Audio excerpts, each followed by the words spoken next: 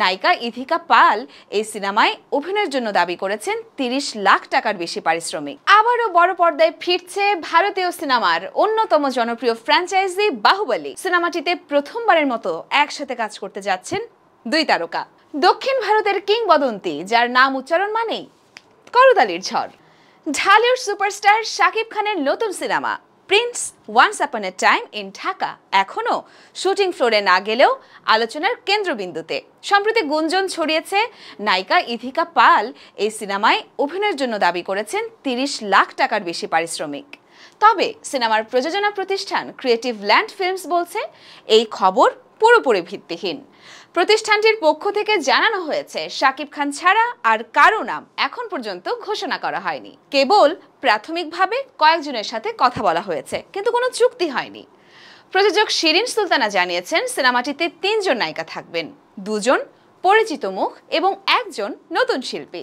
সিনেমার গল্প লিখেছেন মেজবাউদ্দিন সুমন আর চিত্রনাট্য এবং সংলাপ লিখেছেন সুমন ও মোহাম্মদ নাজিম উদ্দিন।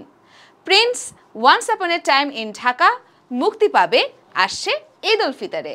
আবারও বড় পর্দায় ফিরছে ভারতীয় সিনেমার অন্যতম জনপ্রিয় ফ্র্যাঞ্চাইজি বাহুবলী। তবে এটি নতুন কোনো গল্প নয়, বরং পরিচালক এস রাজমৌলির বাহুবলী দ্য বিগিনিং এবং বাহুবলী 2 দ্য কনক্লুশন এই 2 পর্বকে একত্রিত করে উপস্থাপন করছেন নতুন রূপে, যার নাম বাহুবলী দ্য এপিক।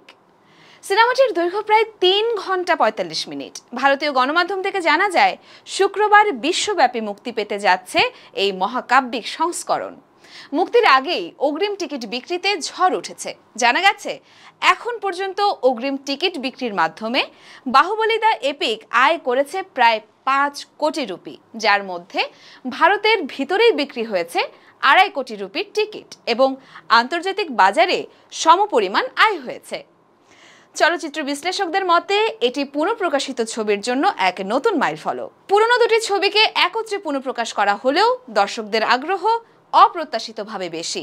এমনকি উদ্বোধনী দিনের টিকিট বিক্রির দিক থেকে এটি মাহেশ বাবুর খালেজা এবং মুরারির পুনঃপ্রকাশের রেকর্ডকেও ছাড়িয়ে গেছে। দীর্ঘদিন পর ঢালিউডে ফিরল সেই পুরনো জাঁকজমক। নতুন সিনেমা দমের মহরতের মধ্য দিয়ে যেন শুরু হলো এক নতুন অধ্যায়। জাতীয় চলচ্চিত্র পুরস্কার প্রাপ্ত নির্মাতা রেদওয়ান রনির পরিচালনায় এসভিএফ আলফা আই এন্টারটেইনমেন্ট এবং চরকির যৌথ প্রযোজনায় নির্মিত হচ্ছে দম। আগেই ঘোষণা করা হয়েছে সিনেমাটিতে প্রথমবারের মতো একসাথে কাজ করতে যাচ্ছেন 2 তারকা, চঞ্চল চৌধুরী এবং আফরান নিশো। তারপর থেকেই গুঞ্জন ওঠে সিনেমাটিতে এই 2 তারকার বিপরীতে কোন নায়িকা অভিনয় করতে যাচ্ছেন। গত আগস্টেই গণমাধ্যমে জানা গিয়েছিল সিনেমাটির নায়িকা হচ্ছেন পূজা চেরি। তবে এর মধ্যে এই গুঞ্জনও ছড়িয়ে পড়ে দমের নায়িকা হতে যাচ্ছেন মেহজাবিন চৌধুরী। বিভিন্ন সংবাদ মাধ্যমেও এই মেহজাবিন চৌধুরীর নাম কিন্তু উঠে এসেছে, কিন্তু অবশেষে নিশ্চিত হওয়া গেছে মেহজাবিন চৌধুরী নন, দমের নায়িকা হচ্ছেন পূজা চেরি। অভিনেতা আফরান নিশো জানিয়েছেন এক চাঞ্চল্যকর তথ্য। তিনি বলেছেন চরিত্রের জন্য নাকি মাত্র 1 মাসে তিনি 12 থেকে 14 কেজি ওজন কমিয়েছেন। এই সিনেমার শুটিং হবে দূর কাজাখস্তানে, দুর্গম এবং প্রতিকূল আবহাওয়ার মাঝখানে। দমের গল্প অনুপ্রাণিত হয়েছে বাস্তব ঘটনা থেকে, যেখানে বাস্তবতা আর ফিকশনের মেলবন্ধনই ছিল সবচেয়ে বড় চ্যালেঞ্জ। মহরতে সিনেমার চিত্রনাট্যকার হিসাবে পরিচিত করা হয় সৈয়দ আহমেদ শাওকি, আলামিন হাসান নির্ঝর এবং মোহাম্মদ সাইফুল্লাহ রিয়াদকে। সত্য ঘটনা অবলম্বনে নির্মিত এই বিগ বাজেটের সিনেমা দম আসছে 2026 সালের ঈদ উল ফিতরে। দক্ষিণ ভারতের কিংবদন্তি যার নাম উচ্চারণ মানেই করতালির ঝড়, যাকে এক ঝলক দেখতে ঢল নামে প্রেক্ষাগৃহে, তিনি থালাইভা রজনীকান্ত। কিন্তু এবার ভক্তদের মধ্যে ছড়িয়ে পড়েছে এক চাঞ্চল্যকর খবর, অভিনয় থেকে নাকি বিদায় নিচ্ছেন রজনীকান্ত। টাইমস অফ ইন্ডিয়ার প্রতিবেদনে জানা গিয়েছে রজনীকান্তের শেষ সিনেমা হতে পারে দক্ষিণের আরেক সুপারস্টার কমল হাসানের সাথে। 2 টাইটান একসাথে, ভাবলেই তো কেমন শিহরণ জাগে, তাই না? গুঞ্জন বলছে এই যুগলবন্দি সিনেমাটি পরিচালনা করবেন জনপ্রিয় নির্মাতা নেলসন দিলীপ কুমার।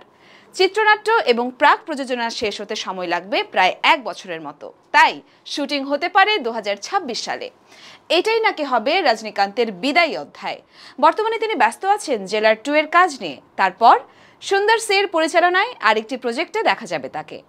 সবকিছু শেষ করে কমল হাসানের সাথে তার শেষ পর্দা জুটি, এই ধারণাতেই এখন উত্তাল ভক্তমহল। তবে থালাইভা নিজে থেকে কিন্তু কোনো মন্তব্য এখনো করেননি। এখন এ খবর কি সত্যি নাকি গুঞ্জন, সেটাই কোটি ভক্তের প্রশ্ন।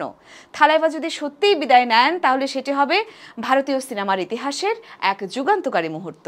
কারণ রজনীকান্ত কেবল একজন অভিনেতা নন, তিনি নিজে এক প্রতীক, এক কিংবদন্তি।